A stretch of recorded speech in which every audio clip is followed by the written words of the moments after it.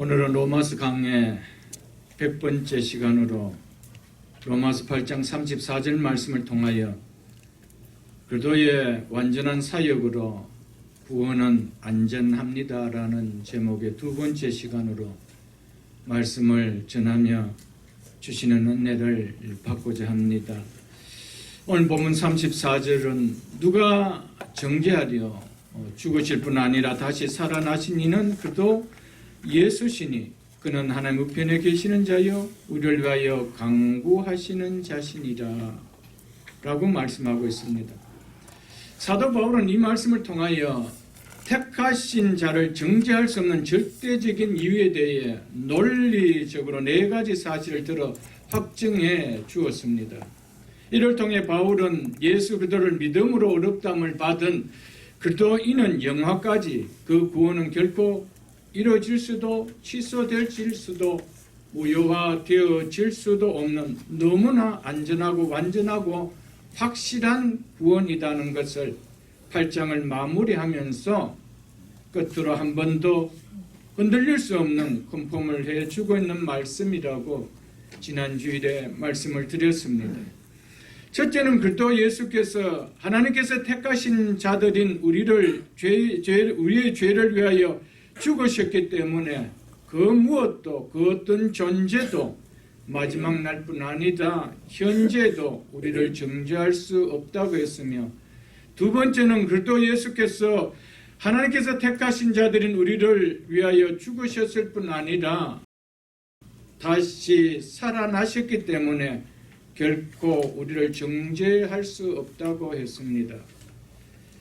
여기에 대해서는 지난 주일에 충분하게 말씀을 전했습니다. 오늘은 그는 하나님 우편에 계시는 자요 우리를 위하여 강구하시는 자시라는 말씀을 통하여 택하신 자를 정죄할 수 없는 세 번째와 네 번째 이유에 대하여 말씀을 전하며 은혜를 받고자 합니다.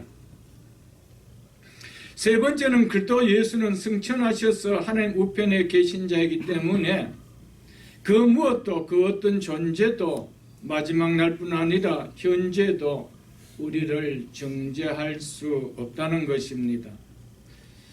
우리가 예배 가운데 오늘 또 사도신경에서 고백했지만은 우리가 하늘오르사 전능하신 하나님 우편에 앉아 계시다라고 한 고백을 하였습니다. 예수님은 승천하셔서 하나님 우편에 앉아 계시는 분이십니다. 이 사실이 왜 그렇게 중요하기에 성경은 하늘로서 전능하신 하나님 우편에 앉아 계신다라는 이 사실을 성도들이 모일 때마다 신앙으로 고백하고 있을까요? 이것은 너무나 중요한 사실이기 때문입니다. 우편은 권능을 나타내는 표현으로서 우편의 자리는 특별한 영광의 자리를 가리키는 표현을 의미합니다. 그 자리에 우리 주님께서 앉아 계신다는 것입니다.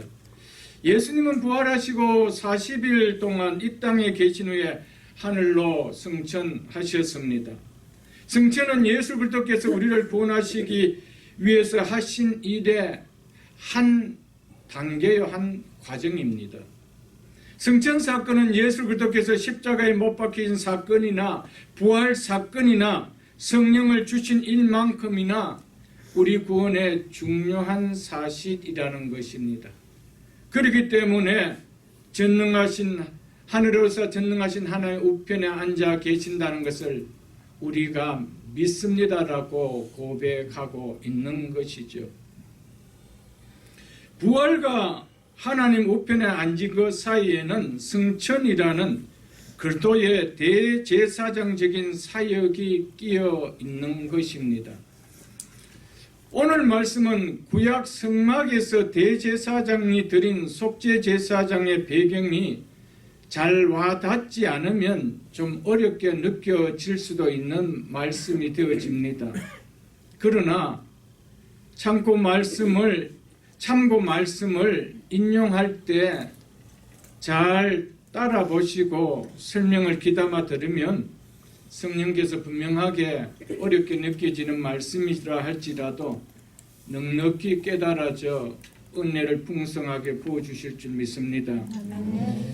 오늘 말씀을 좀 인용해서 보도록 하겠습니다. 먼저 히브리서 4장을 보겠습니다. 히브리서 4장 신약성경 357쪽입니다. 히브리서 4장 14절을 보겠습니다. 신약성경 357쪽입니다. 히브리서 4장 14절. 오늘 히브리서는 여러 차례 본 주요 메인 말씀입니다. 계속 킵하고 계시기를 바랍니다. 히브리서 4장 14절 보겠습니다. 그러므로 우리에게 큰 대제사장이 계시니 이분이 누구시래요? 성천하신 이니라고. 하늘에 성천하신 이가 우리에게 있대요. 그분이 우리의 큰 대제사장이래요. 곧 하나님의 아들 예수시라. 우리가 믿는 도리를, 즉 우리가 고백하는 신앙, 우리의 신앙 고백을 이 말입니다. 그것을 굳게 잡을지어다 라고 하고 있죠. 그 뒤에 있는 10장도 한번 보겠습니다. 히브리서 10장. 히브리서 10장. 방금 읽은 4장에서는 승천하신이라고 얘기를 하고 10장 12절에는 뭐라고 말씀하고 있는지 보십시오. 오직 그리스도는 죄를 위하여 한 영원한 제사를 드리시고 하나님 우편에 앉으사라고 하고 있습니다. 승천하신 후에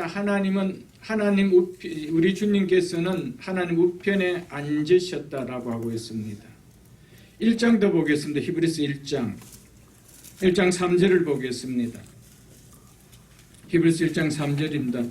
이는 하나님의 영광의 광채시요, 이는 예수 그리스도는 이 말입니다. 하나님의 광채시요 그 본체의 형상이시라.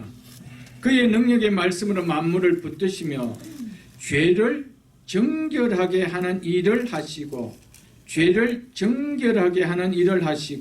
높은 곳에 계신 지극히 크신 이의 우편에 앉으셨느니라. 아멘. 우리의 죄를 정결하게 하는 속죄가 이루어졌기 때문에 이제 그리스도께서는 하나님 우편에 앉으셨다라고 말씀하고 있습니다. 이처럼 그리스도의 속죄 사역은 하나님 우편에 앉으신 것으로 완성되었다는 것을 성경은 말해주고 있습니다.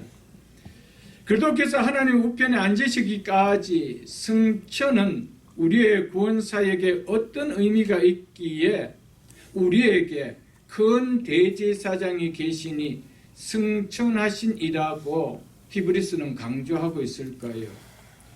그리고 승천 후에 또 하나님 우편에 앉아 계신다라고 하고 있을까요? 이것이 무엇이 그렇게 우리의 구속사역에 중요한 일이기에 이렇게 성경은 강조하고 있으며 누가 우리를 정죄할 수 없는 이유를 들어서 예수 그리스도는 하나님의 우편에 계신 자이기 때문이라고 사도 바울은 말을 했을까요? 히브리서 9장도 또 한번 보겠습니다. 히브리서 9장. 이 본문은 좀 많이 볼 겁니다. 히브리서 9장을 보겠습니다. 7절을 먼저 보겠습니다. 히브리서 7절로 12절 말씀까지 보겠습니다. 오직 둘째 장막은 여기서 둘째 장막이라는 것은 지성소를 말합니다. 성막에는 성소와 지성소로 두 룸이 구별되어 있습니다. 그 성소를 가리켜서 첫째 장막이라고, 지성소를 가리켜서 둘째 장막이라고 합니다. 그래서 오직 둘째 장막은 즉 지성소는 거룩한 곳 중에서도 거룩한 곳이라는 뜻입니다. 그래서 지극히 거룩한 곳이라고 해서 지성소라고 표현을 합니다. 이 오직 둘째 장막은 대제사장이 홀로 1년에 한 번 들어가되 제사장들은 날마다 성소에서 즉 첫 번 장막에서 섬기기만 했습니다. 오직 대제사장만 1년에 단 한 번 홀로 백성의 죄를 속죄하기 위하여 대속죄 이래 둘째 장막 즉 지성소에 들어가셨습니다. 대제사장 먼저 자신의 죄를 위해 송아지로 속죄 제물을 드리고 이어서 물로 몸을 씻은 후에 홀로 하나님의 존전 지성소로 둘째 장막으로 들어갔습니다. 지성소 안에는 하나님의 율법이 담겨있는 언약궤가 들어있죠. 그 언약궤를 덮고 있는 뚜껑이 있는데 이 뚜껑은 금으로 만든 날개를 펴고 있는 좌우에 두 천사가 십계명이 기록된 두 돌판이 들어있는 언약궤를 내다보고 있는 모습을 하고 있습니다. 이 모습을 하고 있는 뚜껑이 언약궤를 덮고 있습니다. 이 언약궤를 덮고 있는 이 뚜껑을 가리켜서 속죄소라, 죄를 속하는 장소라, 또는 다른 말로 시은자라, 은혜가 임하는 자리라 라고 그렇게 불려지는 곳입니다. 대제사장은 짐승제물의 피를 가져다 이 속죄소 위에 뿌립니다. 피가 뿌려졌을 때 하나님의 진노가 누그러지고 하나님의 진노가 백성들의 죄에서 떠나게 되어지죠. 우리 예수님께서는 요한복음 5장 39절에서 이 성경은 즉 구약 성경은 곧 내게 대하여 증언하는 것이라고 말씀을 하셨습니다. 예수님의 말씀처럼 지성소에 들어가 백성의 죄를 속죄하시는 대제사장의 이 이야기는 결코 예수님께서 하실 일을 그림자로 보여주고 있는 것입니다. 예수 그리스도께서 장차 대제사장으로서 우리의 죄를 속하실 일을 그림자로 보여주고 있는 것이 성막에서 대제사장이 첫째 장막을 통과해서 둘째 장막 시은자가 있는 속죄소가 있는 그 지성소에 들어간 것이었습니다. 계속해서 보겠습니다. 오직 둘째 장막은 대제사장 홀로 1년에 한 번 들어가되 그 다음 보십시오. 자기와 백성의 허물을 위하여 드리는 피 없이는 아니하나니, 이 말은 반드시 지성소에 백성들의 죄를 속할 피를 들고 들어가야 된다는 겁니다. 이 피를 가지고 않고는 그 지성소의 언약궤 앞에 설 수가 없습니다. 그 속죄소 앞에 설 수가 없습니다. 그러면은 대제사장은 죽을 수밖에 없는 것이죠. 그래서 8절을 보겠습니다. 성령이 이로써 보이신 것은, 즉 보여주신 것은 첫 장막이, 아까 둘째 장막에 비유되는 말입니다. 첫째 장막이, 이것은 지성소 앞에 있는 룸인 성소를 이야기를 하고 있죠. 이 말이 주는 의미는 지상에 세워진 성막을, 이것은 성막을 가리키는 말입니다. 이 전체적으로 성막을 가리키는 것인데, 이 성막이 서 있을 동안은 뭐가 할 수 없다는 겁니까? 성소에, 즉 지성소에 들어가는 것이 아직 나타나지, 즉 열리지 아니한 것이다 라고 하고 있습니다. 이 의미는 하나님의 존전인 지성소, 즉 하나님의 언약궤가 있고 시은자가 있는, 즉 속죄소가 있는, 하나님의 임재가 있는 그곳에는 아무나 자유롭게 들어갈 수 없다는 겁니다. 그 길은 결코 열려져 있지 않다는 뜻입니다. 성막제도의 전체적인 요점은 한편으로는 자기 백성과 교제하고자 하는 하나님의 의도를 보여주고 있습니다. 다른 한편으로는 이 길은 아직 열려있지 않다는 겁니다. 그래서 아직 나타나지 아니한 것이라, 아직 열려있지 않다는 겁니다. 그래서 그것도 겨우 대제사장만 1년에 한 번 들어간다는 것이죠, 여러분들. 1년에 한 번 대제사장이 들어간다는 것은 아직 하나님 앞에 자유롭게 나갈 수 없다라는 것을 우리에게 말해주고 있는 것입니다. 그래서 보십시오. 9절에 이 장막은 현재까지의 비유니라고 하고 있습니다. 이 장막은, 이 성막 자체가, 이 지성소와 성소로 갖추어진 이 성막 자체는 아직까지 현재까지의 비유니라고 하고 있습니다. 이 성막은 완전한 그리스도의 구속 사역을 예표하는 상징이라는 그 말입니다, 여러분. 지금 이 페이지를 그대로 킵하시고 그 앞에 있는 8장 1절로 2절을 잠깐 한번 보겠습니다. 그래서 지금 우리가 하는 말의 요점은 이러한 대제사장이 우리에게 있다는 것이라. 그는 하늘에서 지극히 크신 이의 보좌 우편에 앉으셨으니 성소와, 여기서 성소는 하나님의 성소를 얘기한다. 하나님의 성소와 참 장막에서 섬기는 이시니라. 이 장막은 주께서 세우신 것이요 사람이 세우신 것이 아니라 라고 하고 있죠. 하나님의 성소와 참 장막에서, 여기에 대한 것이 뭐라는 겁니까? 지금 이 땅에서 대제사장이 섬기고 있는 이 성막에서 섬기고 있는 이 장막은 장차 이 말 하나님의 성소, 하늘의 성소, 즉 참 장막의 비유라는 것이죠. 이것을 말해주고 있습니다. 다시 아까 봤던 9절을 보겠습니다. 이 장막은 현재까지 비유니 이에 따라, 즉 이 장막 제도에 따라 드리는 예물과 제사는, 즉 제사로는 섬기는 자를, 즉 예배자를 그 양심상 온전하게, 즉 양심까지 완전하게 죄를 사할 수는 없나니라고 하고 있습니다. 그렇기 때문에 성막은 하나님께 자유롭게 나갈 수 없는 반면에 성막이 예표한 그리스도의 구속의 사역은 지금이라는, 현재라는 여기에 있어서는 하나님께 자유롭게 나갈 수 있다는 것이죠.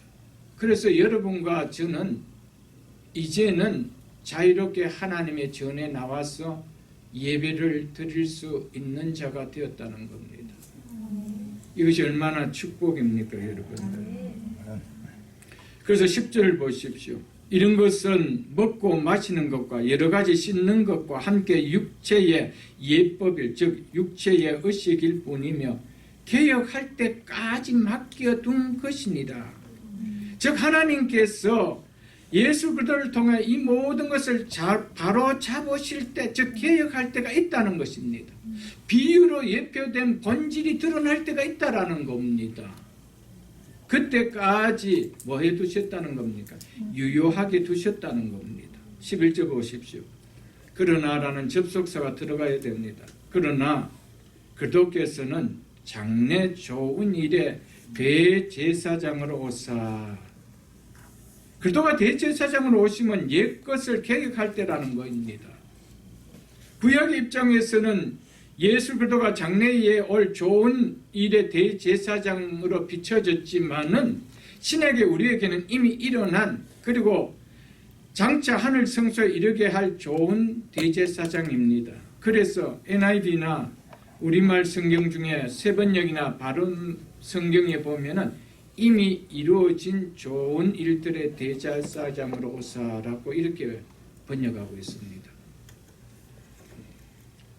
그리스도께서는 장래의 좋은 일의 대제사장으로서 손으로 짓지 아니한 것, 곧 이 창조에 속하지 아니한 더 크고 온전한 장막으로 말미암아, 더 크고 온전한 장막은 손으로 짓지 않은 창조에 속하지 아니한 예수 그리스도 자신의 몸을 가리킨 말입니다.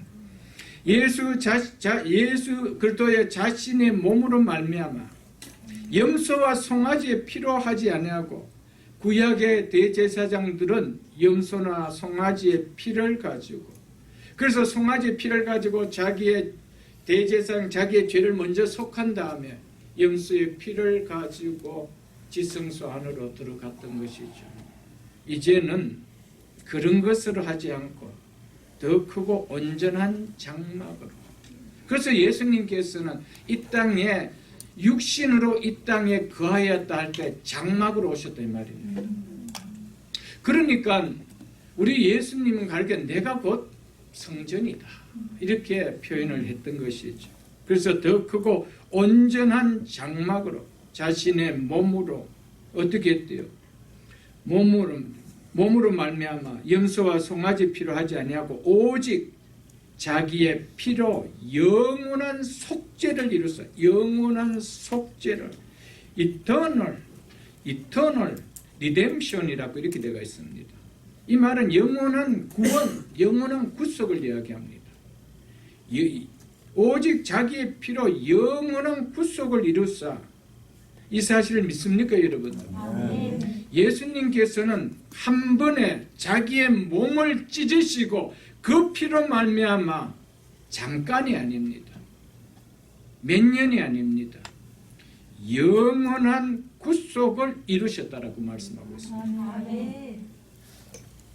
예수 그리스도께서 자기의 피로 구속하신 자의 구원은 영원히 멸망하지 않고 영원히 이루어지심을 믿습니까 여러분들? 이게 예수 믿는 거 아니에요 여러분들? 오직 자기의 피로 영원한 속죄를 영원한 구속을 이루사. 그 다음 보십시오. 단번에 두 번, 세 번이 아닙니다. 단 한 번만에 성소, 즉 하늘 성소인 하늘 지성소를 이야기합니다. 하늘 성소에 들어가셨느니라. 아멘. 대제사장이 지성소에 속죄소에 희생의 피를 드린 것처럼 하늘 성소에서 예수님은 자기의 피의 효력을 하나님께 드렸습니다. 즉 그리스도로 하여금 성천하여 하늘에 들어갈 권리를 갖게 한 것은 바로 하나님의 공의를 완전히 만족시켰던 일이었기 때문에 들어갈 수가 있었던 것이었습니다. 왜 성경은 그냥 하나님께서 그냥 하나님 우편에 앉으셨다라고 하면 되지, 하늘에 올라가셨다라고 하면 되지, 그때요 지성소에 들어갔다라고 이야기할 거예요. 예수님이 언제 이 땅에 성막 지성소에 들어가신 적이 있습니까? 하늘 지성소에 왜 들어가셨다고 할 거예요? 그분은 대제사장으로 우리의 사역에 완전한 효력이 발생할 수 있는 구약의 개념으로 이제는 그 피를 가지고 하나님 보좌에 뿌려야 되기 때문에 우리의 속죄가, 우리의 구속이 완전하게 이루어지심을 나타내는 그 표현이 바로 예수 그리스도께서는 승천하셔서 하나님 우편에 앉으셨다라는 것으로 표현을 해 놓으셨다는 것입니다. 그래서 그 뒤에 있는 10장을 여러분 한번 보십시오. 그래서 10장 14절 보겠습니다. 그가 거룩하게 된 자를 그의 피로 드린 한 번의 제사로 영원히 온전하게 하셨는데, 아멘? 한 번의 제사로 영원히 온전하게 하셨기 때문에 단번에 지성소로 들어가실 수가 있었다는 말입니다. 그래서 10장 그 앞에 있는 12절을 보겠습니다. 오직 그리스도는 죄를 위하여 자기 피로 어떻게 했대요? 한 번에 어떤 제사를 드리시고요, 단 한 번에 영원한 제사를 드리시고 하나님 우편에 앉으사라고 하고 있습니다. 하나님 우편에 앉으신 거와 예수님의 우리를 위하여 십자가의 제물이 되어서 대제사장으로 제사를 드리는 일과 히브리서 기자는 절대적인 관계가 있다는 것을 이야기하고 있습니다. 그래서 우리는 하늘으로서 하나님의 우편에 앉아 계신다는 것을 믿음으로 고백하는 거예요. 그 사실을 몰라서 고백하는 것이 아니고 그 사실이 주는 의미를 내가 믿습니다라고 고백한다는 것이죠. 사랑하는 성도 여러분들, 단 한 번에 영원히 우리를 온전케 하시는 영원한 제사를 드리지 못했다라면 그분은 승천하실 수가 없었습니다. 그분은 승천하시고 하늘 지성소에 들어가실 수도 없고 하나님 보좌 우편에 앉을 수도 없었습니다. 그런데 성경은 단번에 성소에 들어가셨다고. 그 단 한 번의 제사가 우리를 영원히 완전케 하는 영원한 더 이상 드릴 제사가 없는 영원한 제사였기에 그분은 단번에 승천하셨고 단번에 지성소로 들어가셔서 하나님 보좌에 앉으셨다라고 하셨다는 사실입니다. 예수 그리스도는 단 한 번으로 더 이상 죄를 속하기 위하여 반복하여 또 드릴 이유가 없으신 영원히 온전케 하신 완전한 속죄를 이루신 제사였기에 그래서 부활하실 수가 있었고 그래서 승천하실 수가 있었고 후에 하나님 우편에 앉을 수가 있었다는 사실입니다. 그래서 성경은 단번에 하늘 성소에 들어가셨다고 한 사실이 무엇인가를 우리는 기억할 수가 있어야 됩니다. 그러므로 그리스도가 하나님 우편에 앉아 계심은 그리스도께서 자기의 피로 구원하신 자의 구원이 영원히 이루어졌음을 드러내는 사건입니다.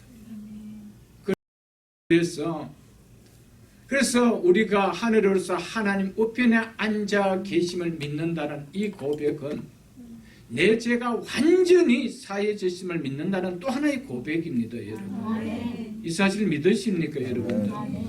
그렇기 때문에 이 사도신경 안에 포함되어 있는 이 13가지의 신앙 고백은 성경의 모든 구원의 교리의 엑기스를 다 담고 있는 내용이요. 이 사실을 우리가 뭐 한다는 거예요? 믿는다는 거예요, 여러분들. 여러분들, 이 사도신경 할 때 이 신경은 이 신조를 이야기하죠요. 크리드를 이야기하지 않습니까? 이 크리드란 말은 이 라틴어에서 크레도에서 나온 말입니다. 이 말은 나는 믿습니다는 말입니다. 사도신경이라는 신경이란 말은 나는 믿는다는 고백입니다. 나는 믿습니다. 뭐를? 이 13가지 사실 내가 믿습니다. 이것을 이야기하고 있는 것이거든요. 사랑하는 성도 여러분들, 우리는 사도신경 내용의 하나하나의 고백을 나는 믿습니다. 나는 믿습니다. 나는 믿습니다라고 우리는 고백할 수가 있어야 됩니다. 의미 없이 그냥 국어책 읽는 것처럼 그것은 고백이 아니에요. 사도신경 고백은 입술의 고백이 아니라 영혼의 고백입니다. 내 신앙을 아버지 앞에 고백하는 겁니다. 그리스도께서 하나님 우편에 앉아 계시는 것은 우리에게 1차적으로는 그리스도의 사역이 완성되었다는 것을 말해줍니다. 그리스도는 우리의 구원과 구속의 역사를 완성시켰습니다. 그리스도는 그의 제사장의 직무를 가지시고 우리를 안전하게 구원하는 모든 일을 완성시켰습니다. 그것은 우리의 죄에 관한 어떠한 것도 더는 행할 필요가 없음을 선포하는 것입니다. 그렇기 때문에 그가 거룩하게 된 자들을 영원히 온전케 하셨느니라고 말씀하실 수가 있었던 것이었습니다. 더 행해질 필요가 없는 것입니다. 우리를 위하여 더 항하실 대제사장으로서의 사역이 필요한 것이 없다라는 겁니다. 그래서 그리스도께서는 하나님 우편에 앉아 계신다라고 하셨던 것이었습니다. 그래서 그 앞절 그 10장 11절에 보면은 이렇게 말씀하고 있습니다. 히브리서 10장 11절에 보면은 제사장마다 매일 뭐하며 섬긴다고 했습니까? 서서 섬기며. 자주 같은 제사를 드릴 때 서서 같은 제사를 반복해서 드린다는 것이죠. 이 제사는 언제나 죄를 얻게 하지 못하거니와 다음 날도 또 서서 제사를 드리는 그 제사는 우리의 효력이 없다는 겁니다. 그러나 오직 그리스도는 죄를 위하여 한 영원한 제사를 드리시고 하나님 우편에 앉으사라고 했습니다. 지금 이 말씀을 통하여 히브리서 기자가 뭘 이야기하려고 하는 거예요? 서서와 앉음을 비교하고 있는 거예요. 대조시키고 있는 거예요. 서서 또 드릴 제사가 있다면 우리에게 효력을 발생할 수 없다는 거예요. 그렇기 때문에 예수 그리스도께서 하나님 우편에 앉으셨다는 것은 더 이상 우리의 죄를 속할 그분의 사역이 없다는 거예요. 우리를 위하여 드리는 희생제사는 한 번으로 영원한 제사가 되어졌다는 겁니다. 믿으십니까 여러분? 그래서 앉으셨다는 거예요. 그러니까 하나님 우편에 앉으셨다는 이 말은 바로 우리를 위한 속죄 사역이, 구속의 사역이, 구원의 사역이 한 점에 더 보탤 것이 없이 완전하게 이루어졌음을 말해주고 있습니다. 그렇기 때문에 사도 바울은 누가 우리를 정죄하리요? 그는 하나님의 우편에 앉은 자이기 때문이라고 그렇게 힘을 주어 말했던 이유가 여기에 있었던 것이죠. 한 점에 정죄할 우리의 오점이라도 죄가 있다라면 그분은 또 서서 계셔야 될 분이지 앉을 수가 없었던 분이었습니다.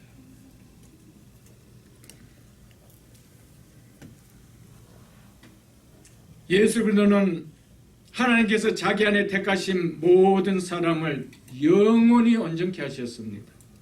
예수 그리스도는 하나님의 뜻대로 부르심을 입은 모든 사람들을 영원히 온전케 하셨습니다.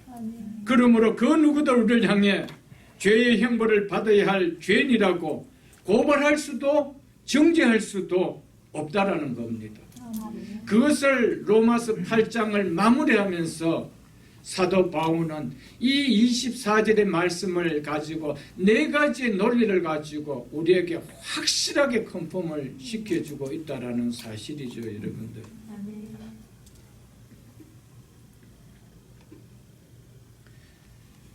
히브리서 9장 24절에 보면은 그리스도께서는 참것이 뭡니까? 하늘 성소죠. 참것의 그림자인 손으로 만든 이 땅의 성소에 들어가지 아니하시고 바로 그 하늘에 들어가서 이제 우리를 위하여 하나님 앞에 나타나시고 라고 하고 있습니다. 예수 그리스도께서는 누구를 위하여 하나님 앞에 나타나셨대요? 믿으십니까 여러분들? 여러분과 저를 위하여 나타나셨어요.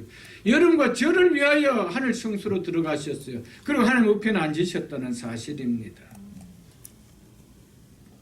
그렇기 때문에 하나님 계신 그곳에 그리스도가 우리를 위하여 나타나셨다는 것은, 들어가셨다는 것은 우리를 위한 그리스도의 구원 행위가 영원한 효력을 가졌음을 이야기하고 있습니다. 우리를 위한 구원의 그 행위가 영원한 효력을 갖지 못했다라면 우리를 위하여 들어가실 수가 없는 거예요. 아직 이 땅에 서서 계셔야 되는 거예요. 여러분, 이 진리가 얼마나 놀라워요, 여러분. 여러분, 하나님을 알미 정말 존귀한 거예요. 하나님을 알아간다는 것이 얼마나 축복인지 여러분들 아십니까, 여러분들? 구원의 진리를 깨닫고 살아간다는 것이 얼마나 파워풀하다는 것을 아십니까, 여러분들?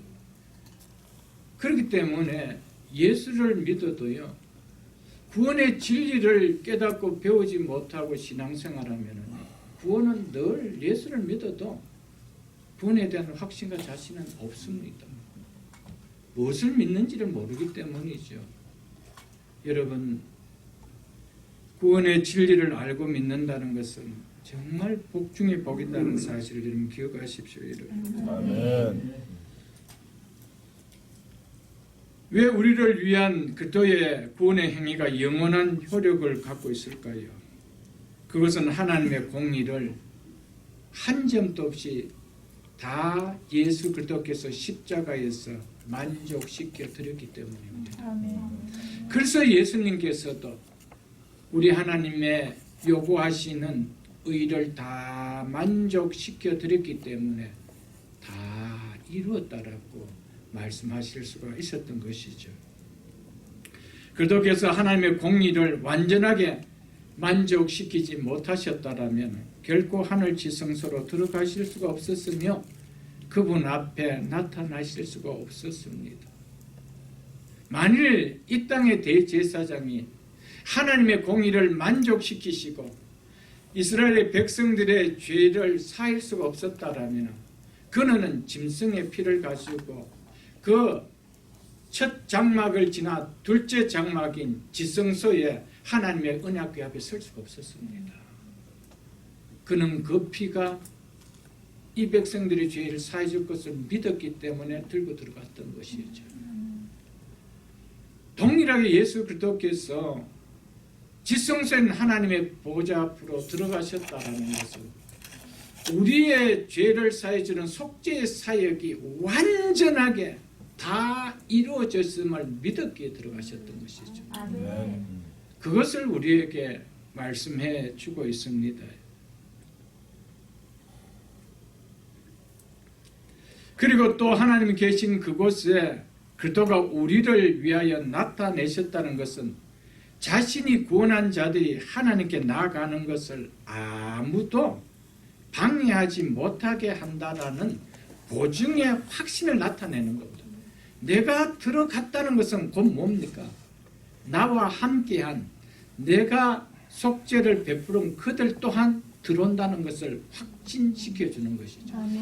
그래서 예수님께서 그 휘장을 찢으시고 지성소로 들어가셨기 때문에 우리가 이 땅에 보이는 이 예배의 장소로 들어갈 수 있는 거 아니에요?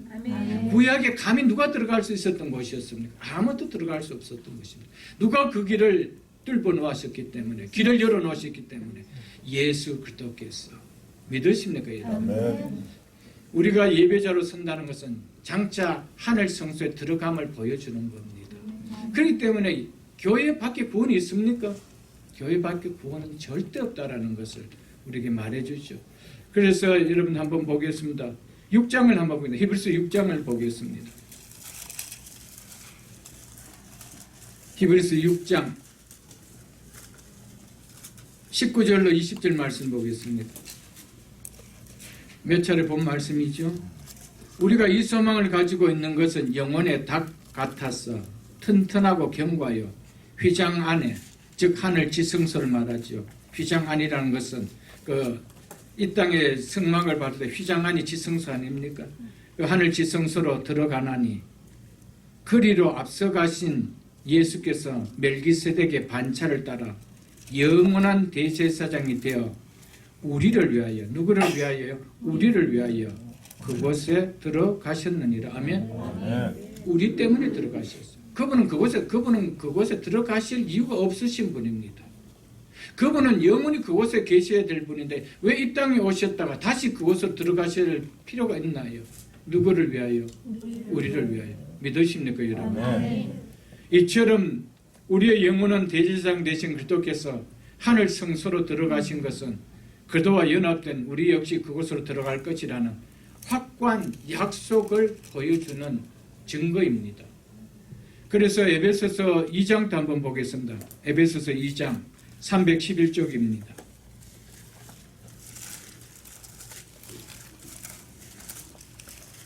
에베소서 2장 4절로 6절 말씀을 제가 읽어드리겠습니다.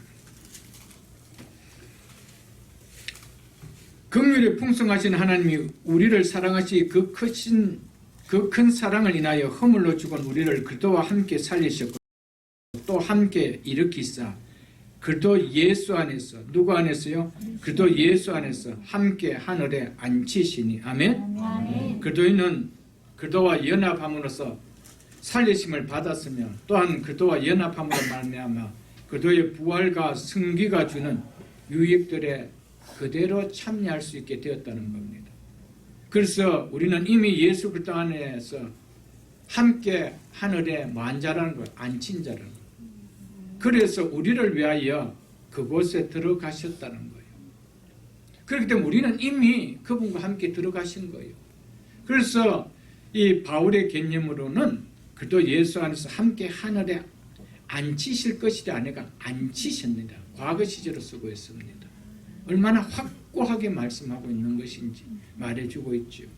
골로새서도 한번 보겠습니다. 그 뒤에는 골로새서 3장 326쪽입니다. 326쪽.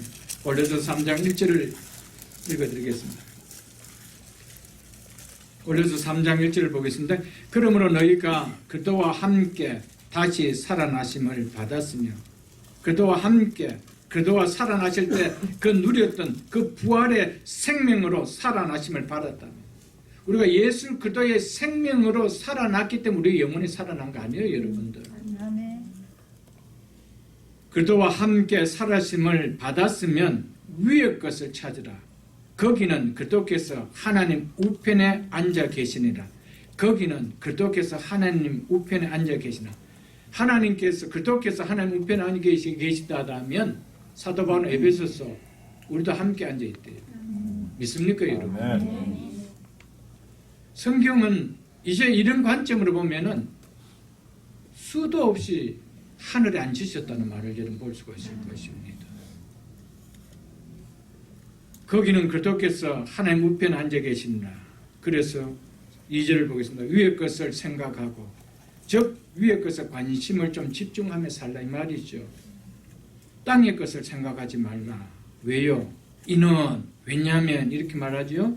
너희가 죽었고 우리의 옛사람은 아담 안에 있었던 옛사람은 그리스도와 함께 십자가에 죽어버렸습니다.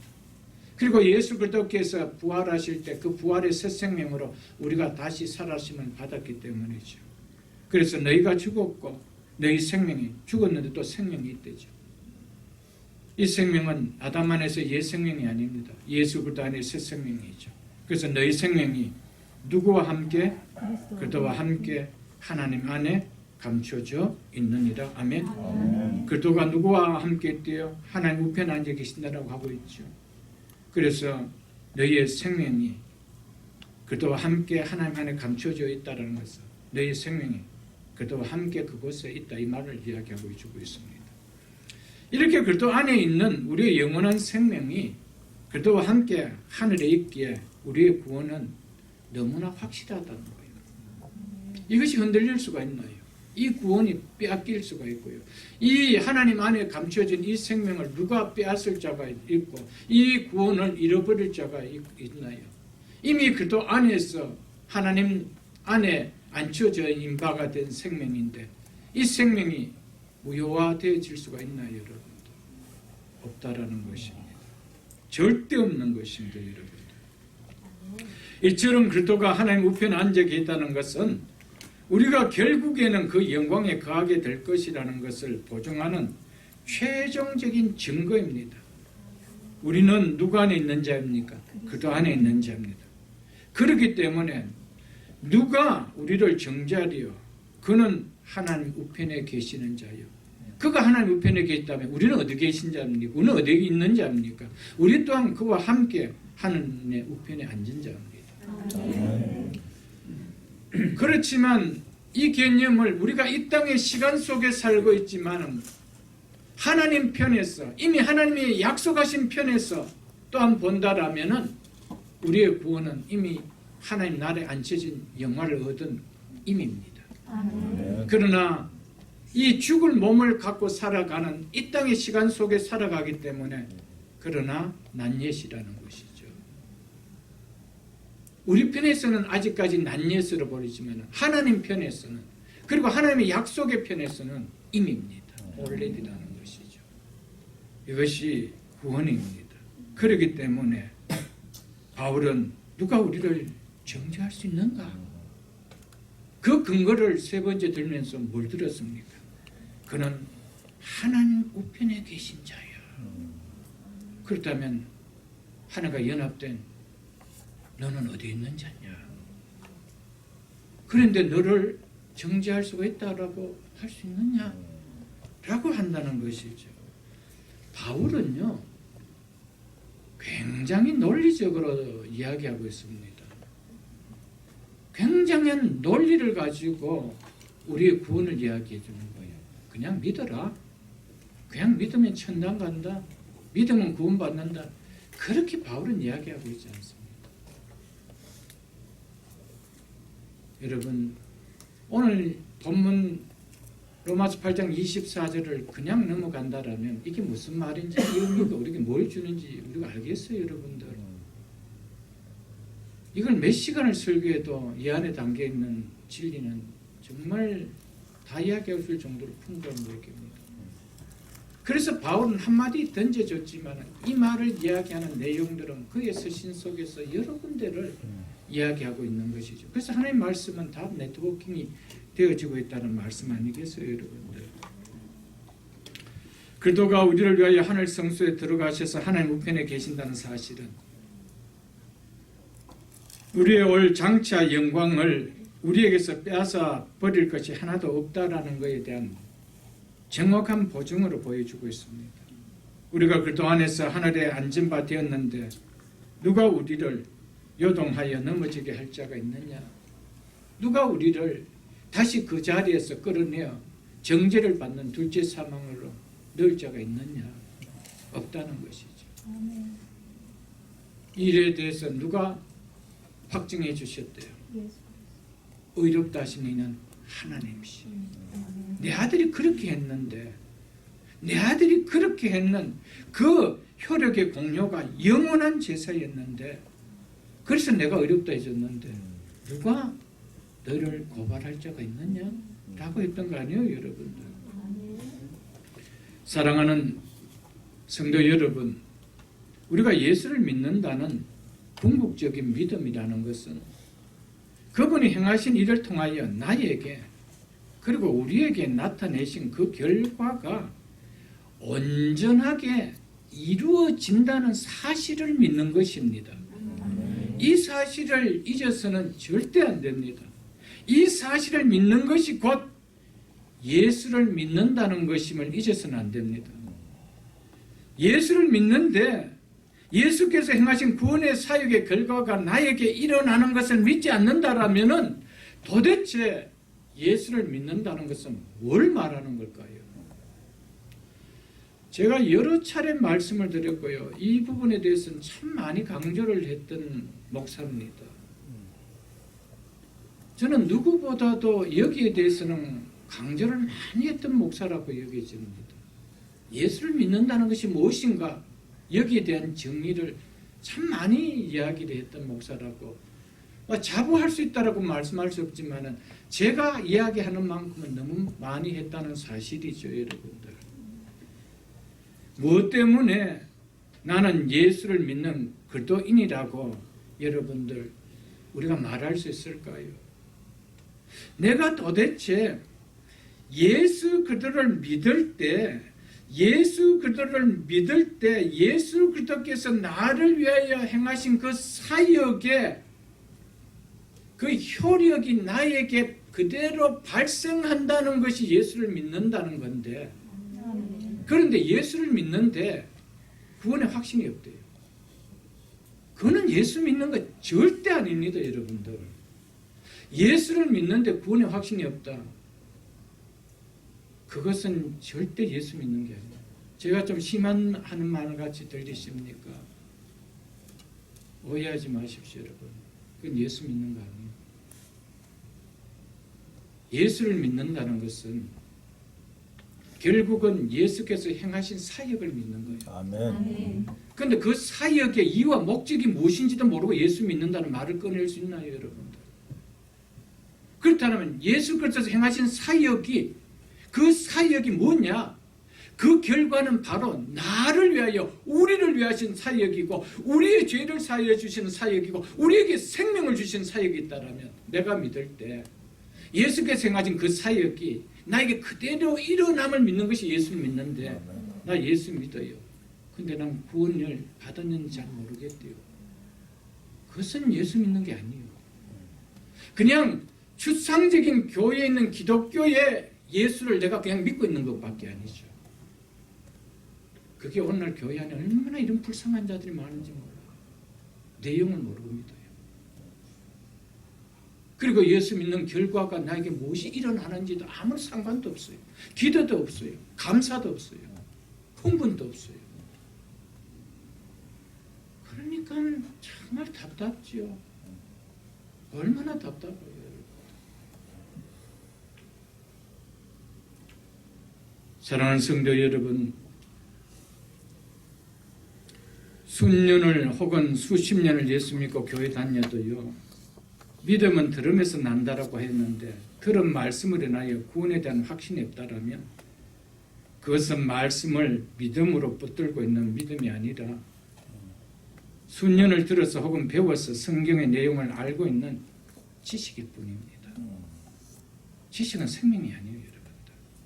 생명은 지식을 내 속에 동의할 때, 그리고 그 동의의 신뢰를 보일 때 생명이 나타나는 것이죠. 아멘. 지식을 붙들었다고 생명이 나타나는 것은 아니라는 사실을 기억하십시오, 여러분들. 진리의 말씀을 믿는 믿음인데, 복음을 믿는 믿음인데 구원에 대해서 확신이 없다는 것이 성립될 수 없습니다. 이것은 성경 66권의 내용이 전하는 내용입니다.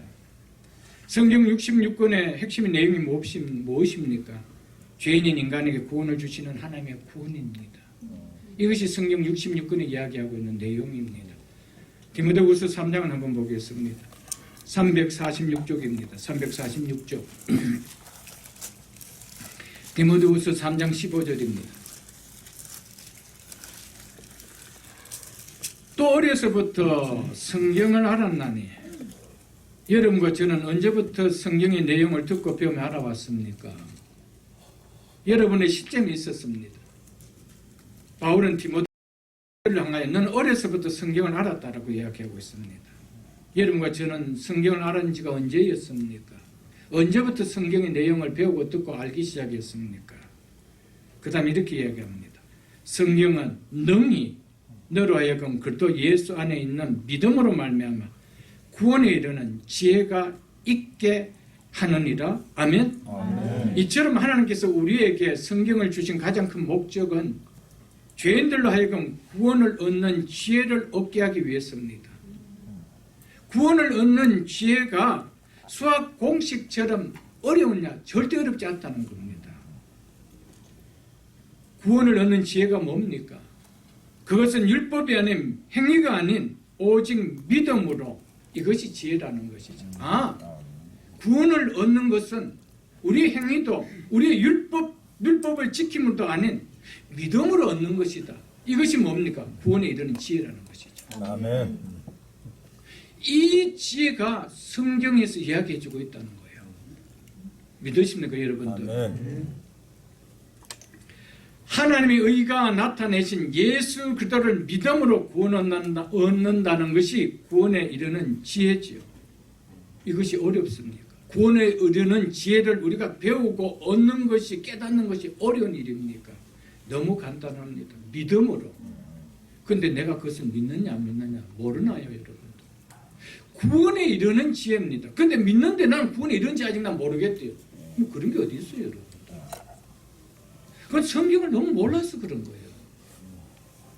여러분, 우리는 말씀을 믿는 거예요. 아멘? 아멘. 말씀은 구원에 이르는 지혜가 있더래요. 그 지혜가 뭐라는 거예요? 행함으로 얻는 구원이 아니다. 믿기만 하면. 일을 아니할지라도 경건치 아니한 자를 어렵다 하실 그분을 믿는 그 믿음으로 우리를 어렵다 해주시는 그것이 구원에 이르는 지혜인데, 너무나 구원을, 예수 그리스도를 믿는 기독교 안에서 구원을 얻는 지혜는 너무나 이지합니다.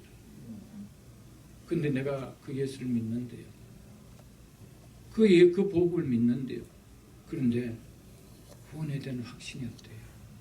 이게 교회 안의 태반입니다. 예수 믿는 거 맞아요. 성경의 내용을 믿는 믿음이 맞아요. 저는 단호하게 이야기할 수 있습니다. 아니오라. 제가 그래 같은 사람이었습니다. 말씀이 믿어지는 순간 이 구원은 한치도 흔들리지 않았습니다. 그러나 내 속에 늘 말씀이 의심이 있을 때는 구원은 요동쳤습니다. 여러분, 우리의 신앙은 말씀을 믿는 거예요. 아멘. 그래서 하나님은 우리에게 말씀을 주신 거예요. 아멘. 아멘. 그런데 성경을 믿지 않으면 모르겠지만은 성경을 믿는데, 하나님의 말씀을 믿는데 구원에 이르는 지혜는 아직 잘 모르겠다라는 말은 되어지지 않습니다. 그래서 하나님의 말씀을 믿는데 구원에 대해서는 확신이 없다는 것은 말이 되어지지 않는다는 것이죠, 여러분들. 제가 여러 차례 말씀드렸지만은 자신은 예수를 믿는다고 말하는데 구원에 확신이 없다는 것은 자신이 예수를 믿는다라고 말하는 것과 관계가 없이 자기 안에는 성경이 말하고 있는 하나님의 말씀을 온전하게 받아들이시고 있지 않기 때문에, 온전히 믿는 믿음이 없기 때문에 구원에 확신이 없는 겁니다. 여러분, 장로교 목사치고 제만큼 구원의 확신을 강조하고 외치는 목사 잘 보셨습니까, 여러분? 침례교는 여기에 대해서 굉장히 많이 외칩니다. 그러나 장로교는 잘 외치지 않아요. 그냥 예배당 밟는 순간, 세례 받는 순간, 그래서 다 끝난 것으로 얘기하죠. 여러분, 그러면서 로마를 통하여 얼마나 많이 끼어졌습니까? 얼마나 오래 비뚤어지던 신앙들이 바로 세워졌습니까, 여러분들?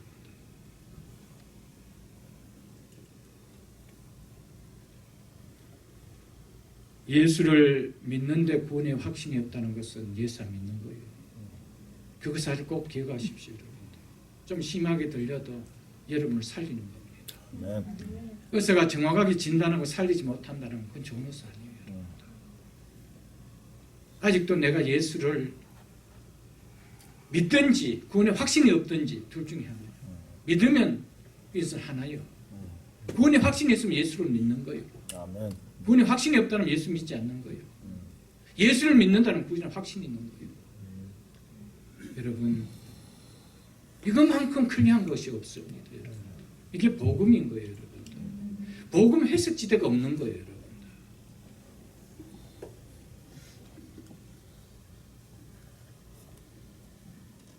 예수께서 사람으로 오셔서 십자가에 죽으시고 부활하시고 승천하시고 재림하심도 믿는데, 예수님이 이렇게 하셨음을 내가 믿는데, 그 예수님이 그렇게 하심의 이유와 목적은, 즉 그렇게 하심의 결과로 발생하는 유익은 나에게 일어난다는 것을 어찌 안 믿어질 수가 있나요?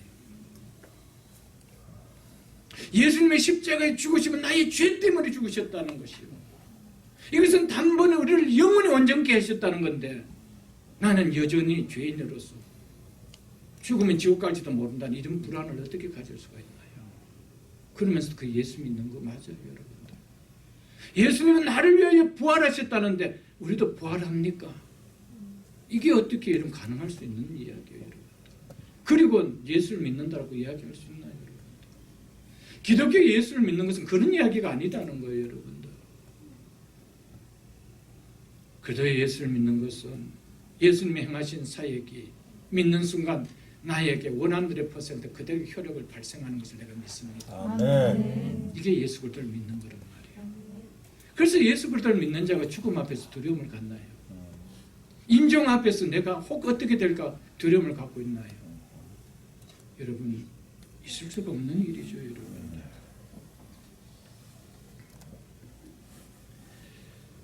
다시 한 번 더 말씀을 보겠습니다. 로마서 6장을 한번 보겠습니다. 로마서 6장. 몇 번 봤던 말씀인데 한 번 더 제가 강조하고 싶어서 이 말씀을 더 한번 보기를 원하는데, 로마서 6장 8절을 보겠습니다. 만일 우리가 그리스도와 함께 죽었으면 또한 그와 함께 살 줄을 믿노니. 아멘? 아멘. 이게 예수 믿는 거예요, 여러분들. 예수 그리스도는 혼자 죽으신 것이 아니에요. 우리의 죄 때문에 우리와 함께 죽으셨어요. 그리고 우리의 죄를 사해 주시고 우리를 살려 주시기 위하여 우리와 함께 살아나셨어요. 이게 예수 그리스도를 믿는 거예요. 9절 보겠습니다. 이는 그리스도께서 죽은 자 가운데서 살아나셨으며 다시 죽지 아니하시고 사망이 다시 그를 주장하지 못할 줄 알미로다. 그가 죽으시면 죄에 대하여 단번에 죽으시며 그가 살아계시면 하나님에 대하여 살아계십니다. 예수 그리스도께서 이렇게 하실 이유가 있나요? 그분이 인간으로 오셔서 죽으시고 부활하실 이유가 있나요?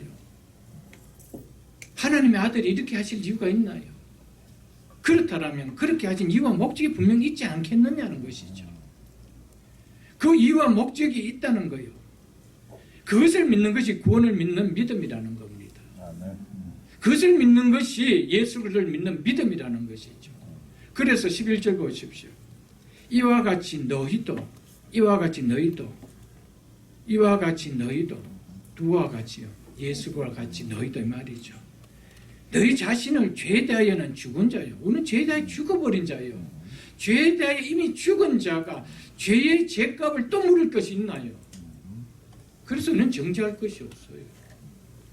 그래서 예수 그리스도를 믿는 한 번의 순간에 우리에서 영원한 제사가 주어졌고 온전한 의가 이루어졌기 때문에 더 이상 우리는 정죄할 것이 없다는 겁니다.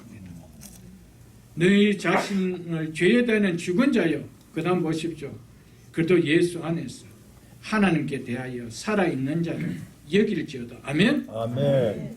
예수 그리스도의 십자가의 죽으심과 부활이 바로 이 진리를 선포하고 있는데 예수 그리스도의 십자가의 죽으심과 부활을 믿는다고 하는 것은 바로 이 사실이 나에게 일어났음을 믿는 것인데 어떻게 예수 그리스도의 십자가와 죽으심과 부활을 믿는데 그래도 인에게 구원에 대하여 확신이 서지 않을 수가 있나요? 없습니다, 여러분들. 우리는 죄에 대해 죽은 자예요. 그리고 예수 그리스도께서는 죄에 대해 죽으신 자이시고 그래서 더 이상 그분은 살아나셔서 사망의 다스림을 받지 않는다라고 했습니다. 그래서 사망이 다시 그를 주장하지 못할 줄 압니다. 그렇습니다. 그렇다면 예수 그리스도 안에 있는 우리는 사망이 우리를 주장할 수 있나요? 사망이 다시 주장할 수 있다라면은 예수 그리스도도 다시 사망의 주장함을 당해야 됩니다. 단번에 우리의 죄를 사해버린대요. 그렇다면 우리도 단번에 그 문제는 해결되었다는 것이죠. 그래서 우리와 함께 죽으시고 우리와 함께 살아나셨대요. 그렇기 때문에 우리 또한 예수 그리스도와 함께 누구 앞에 선 자라고 했습니다. 하나님 앞에 선 자라. 생명을 가진 자지 못한 자는 생명을 가진 자 앞에 설 수가 없는 거예요. 죽음을 가진 자가 죽음의 사망의 권세와 친구가 되는 것이죠. 그러나 생명을 가졌기에 생명을 가지신 그분 앞에 여러분과 저는 설 수가 있는 것이죠. 여러분들. 왜 사망이 더 이상 예수 그리스도를 주장할 수 없다는 것일까요? 십자가의 죽으심으로 율법이 요구하는 의와 그리고 율법이 요구하는 죄의 형벌을 예수 그리스도께서는 다 이루셨기 때문에 그렇지 않다면 예수님은 부활하실 수가 없었습니다. 그렇지 않다면 승천하시고 하나님 우편에 앉을 수가 없었죠. 여러분들. 그러므로 그리스도께서 부활하신 후에는 더 이상 율법 아래 있을 이유가 없었던 것이었습니다. 이미 율법을 온전히 다 이루셨기 때문에 사망의 지배 체제에 계실 이유가 없었던 것이었습니다. 왜냐하면 사망은 율법 아래 있을 동안에만 간섭을 할 수 있기 때문에 왜냐? 죄의 권능은 율법이기 때문에 율법은 우리의 죄를 고발하는 것이죠. 그런데 죄에 대하여 죽어버린 자인데 율법이 갖다 댈 수가 있느냐는 거예요. 율법의 체제에서 이제 벗어난 자인데 다시 율법 아래 들어갈 수 있는 자는 거예요. 없다라는 사실입니다. 여러분. 그렇기 때문에 그리스도께서는 부활하시고 승천하는 위에 더 이상 부활 전에 계셨던 그런 관계와 영역 체계 속에 계시지 않았습니다. 다시 죽을 수 있는 율법 아래 계시지 않았습니다. 그분이 태어나실 때만 율법 아래 계셨습니다. 그래서 갈라디아서에 보면은 뭐라고 말하고 있습니까? 그는 율법 아래 나시고, 갈라디아서 4장 4절 보면 하나님께 그의 아들을 율법 아래 나게 하셨다는 것입니다. 그래서 율법 아래 나셨기 때문에 율법의 다스림을 받고 율법을 통하여 죽으실 수가 있었던 분이었습니다. 그런데 부활하신 후에는 이제는 율법의 의를 다 이루었던 그분이 다시 율법의 체제 속에 들어갈 수 있나요? 그래서 부활하시고 하나님의 앞인 영광에 승천할 수가 있었던 것이죠. 그래서 예수 그리스도는 하나님 앞에 살아계신 자라고 했습니다. 이제는 과거의 율법 아래 체제에 있는 자와 다른 자라, 이걸 이야기하는 거예요. 우리도 다시 율법의 체제 아래 있는 자가 아니기 때문에 너희도 하나님 앞에 산자로 여길지라고 한 것이죠. 그렇기 때문에 율법이 우리를 다스릴 수 있나요? 율법은 죄가 있어야 우리를 다스릴 수가 있는데, 우리는 이미 단번에 죄 용서를 다 받았는데, 이게 예수 믿는 건데, 그래서 우리는 하나님 앞에 사는 자예요. 그래서 하나님 앞에 사시는 그분과 함께 하나님 나라에 앉히신 자예요. 그런 우리가 어떻게 다시 정죄를 받을 수 있고 다시 사망의 권세 아래로 갈 수 있다는 이런 생각을 가질 수 있나요? 여러분, 예수를 믿는 그 순간에 우리는 이미 사망에서 생명으로 옮겨진 자예요. 이게 예수 그리스도를 믿는 거예요. 이게 복음인 거예요. 그래서 굿뉴스라는 것이라는 거예요. 예수를 믿는데 또 지옥 갈 수 있다, 또 사망을 당할 수 있다, 이게 무슨 복음이에요? 그럴 수도 있다는 뉘앙스를 남긴 것은 복음이 아니에요. 우리의 모든 것을 십자가에서 도말하신 그 사건, 이게 복음이라는 거 아니에요, 여러분들.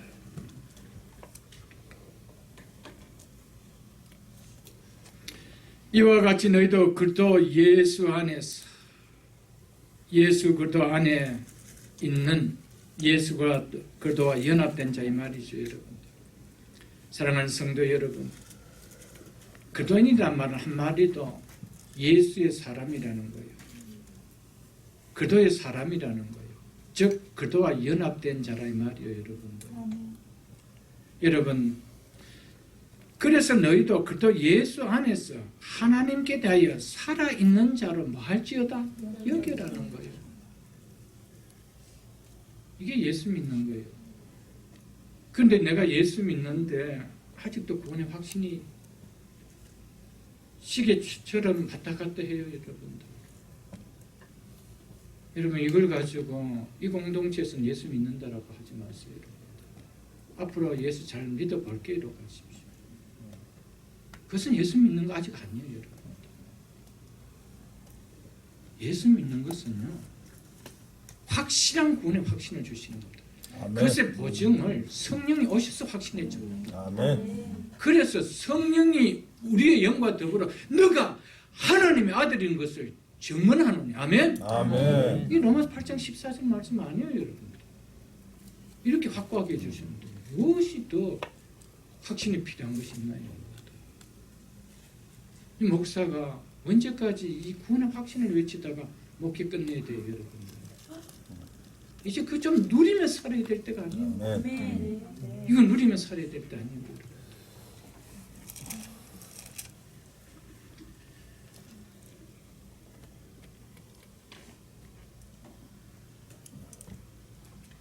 예수 그리스도께서 사망을 이기고 부활하셨으므로 하나님께 대하여 산자인 것 같이 그분 안에 있는 그분과 연합된 우리 또한 사망을 이기고 죽음을 이기고 율법을 이기고 하나님께 대하여 산자들입니다.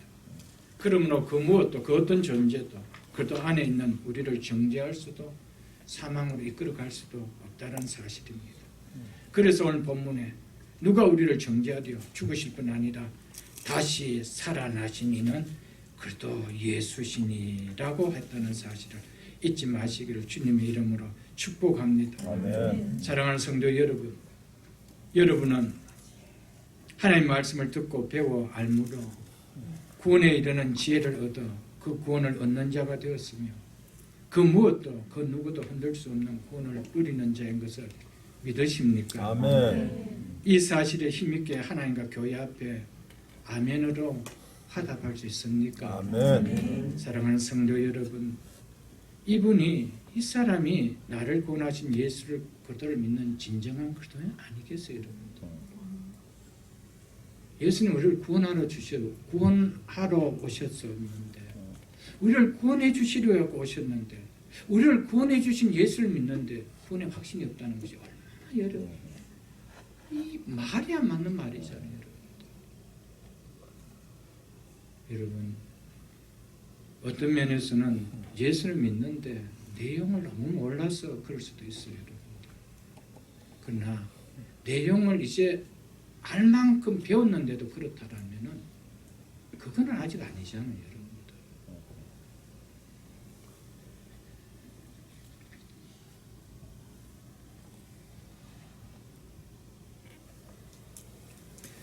예수님께서는 승천하셔서 하나님 앞에 하나님 우편에 앉으셨습니다. 이것은 하나님께서 아들이 행하신 구원의 사역을 매우 기뻐하시고 만족하셨다라는 표시입니다. 그렇지 않겠다라면 절대로 그리스도께서 가장 높으신 그 자리에 앉히실 수가 없습니다. 그래서 히브리서 1장 3절에 보면은 이렇게 말씀하고 있죠, 여러분. 히브리서 1장 3절을 보겠습니다. 이렇게 말씀하고 있습니다, 여러분. 이는 하나님의 영광의 광채죠. 그 본체의 형성이라 그 능력의 말씀으로 만물을 붙드시며 죄를 정결하게 하신 일을 하시고 높은 곳에 계신 지극히 크신 이의 우편에 앉으셨느니라. 아멘. 아멘. 지극히 높으신 이의 우편에 앉아 계시느니라. 하나님께서 독생자 아들이 행하신 구원의 사역이 매우 기쁘고 만족하지 않았다면 이렇게 받아들일 수가 없다라는 표현입니다. 그렇기 때문에 예수 그리스도께서 하나님 우편에 앉아 계셨다는 것은 우리의 사역을 한 점이 오점 없이 완벽하게 이루었음을 내가 믿는다는 고백입니다. 아멘. 그래서 바울은 골로새서 3장 1절에 쓰면서 무엇인가? 내가 다시 살았음을 받았으면 위의 것을 찾고 위의 것을 생각하라고 한 이유가 거기 있죠. 왜요? 거기에는 그도 안에서 너의 생명이 하나님 안에 감추어져 있기 때문이라고 했던 것이었습니다, 여러분. 마지막 짧게 이제 네 번째 보고 말씀을 맺도록 하겠습니다. 그는 하나님 우편에 계신 자요 우리를 위하여 강구하시는 자신이다. 네 번째는 그도 예수는 우리를 위하여 강구하시는 자이기 때문에 그 무엇도 그 어떤 존재도 우리를 정죄할 수 없다는 것입니다. 히브리서 7장을 한번 다시 보겠습니다. 히브리서 7장 360쪽입니다.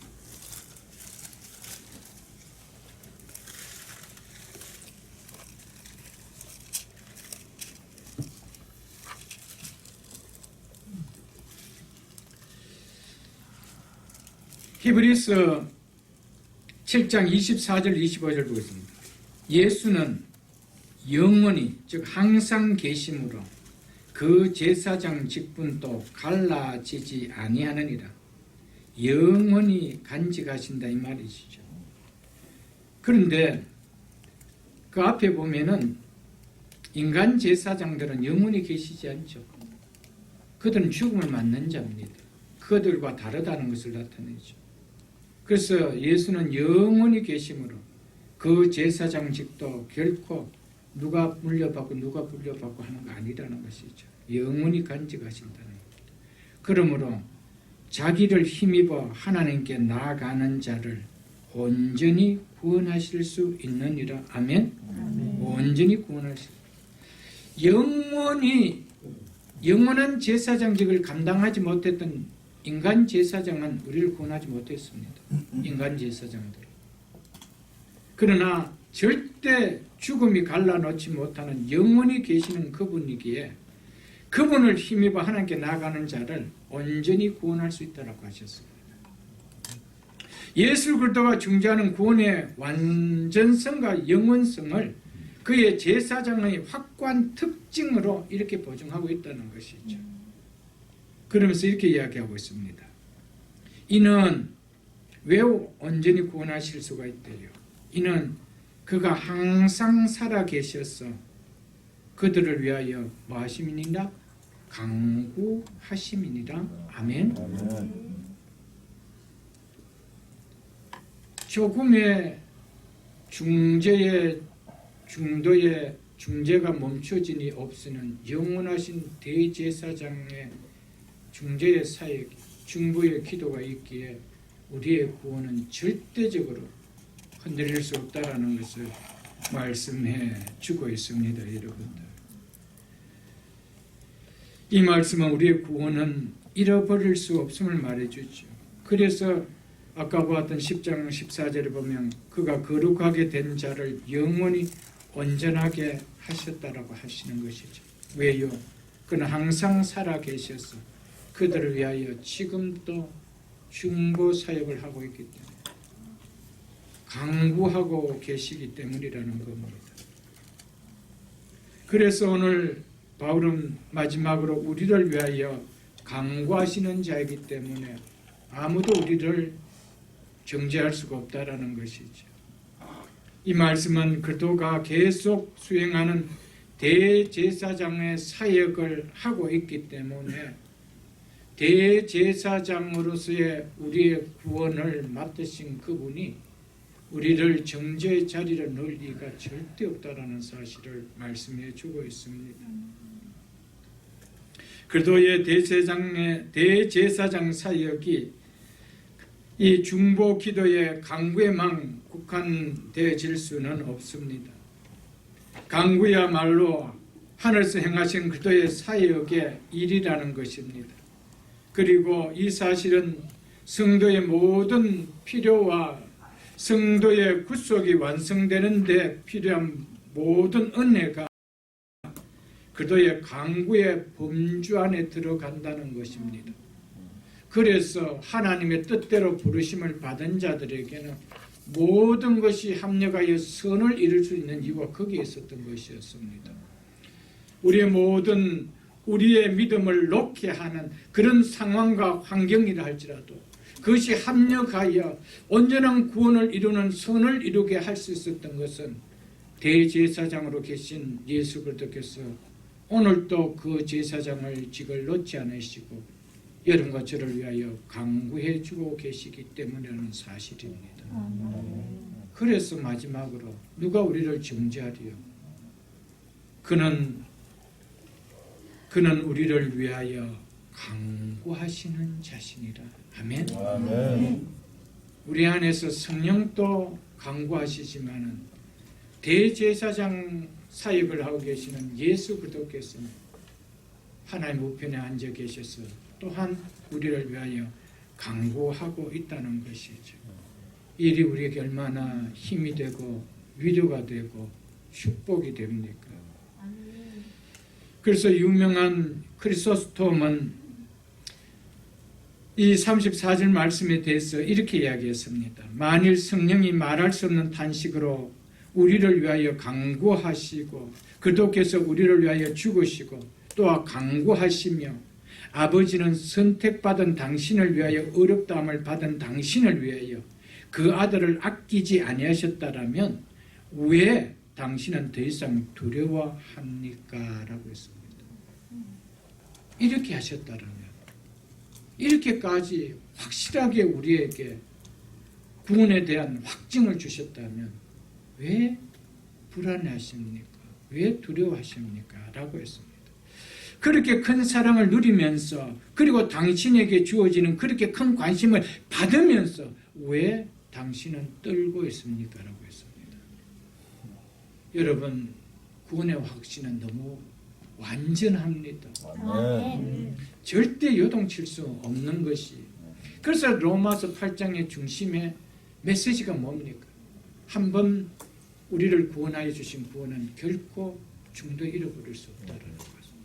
누구도 무효해 버릴 수도 없다는 것. 누구도 빼앗아 갈 수 없다는 완전한 구원을, 안전한 구원이라는 것을 말해주고 있는 거 아니겠습니까? 아멘. 사랑하는 성도 여러분, 우리가 이런 복음을 듣고도 이것을 단순하게 지식으로 삼는 교리로만 알고 있다라면 지식은 나에게 생명으로 와닿지 않습니다. 이 교리가 온전한 믿음으로 받아질 때 이 교리는 더 이상 나를 요동치지 않는 견고한 생명으로 내 속에 누려질 것입니다. 아멘. 말씀을 맺겠습니다. 그도의 완전한 사역으로 구원은 안전합니다라는 오늘 이 두 번째 말씀을 통하여 오늘 말씀을 전해드렸습니다. 사랑하는 성도 여러분, 그도의 완전한 사역으로 여러분과 저의 구원은 정말 안전하심을 믿으십니까, 여러분? 아멘. 여러분과 저를 위하여 예수 그리스도는 죽으시고 여러분과 저를 위하여 예수 그리스도는 부활하셨을 뿐 아니라 예수 그리스도께서 죽으시고 부활하신 구원이 완전한 구원이심을 확증시켜 주시기 위하여 그분은 승천하셔서 하늘 지성소에 들어가셨을 뿐 아니라 하나님의 보좌 앞에 앉으신 것을 믿습니까? 아멘. 그뿐만 아니라 그분은 나눠질 수 없는 대제사장으로 지금 또 여러분과 저를 위하여 강구하고 계심을 믿습니까? 아멘. 그렇다면 그도의 완전한 사역으로 나의 구원은 안전하다라는 이 사실을 확고한 믿음으로 붙들고 남은 인생 속에 이 은혜를 주신 그 예수 그리스도와 하나님께 감사하며 살아갈 수 있는 우리 모두가 다 될 수 있기를 주의 이름으로 축복드립니다. 아멘. 주신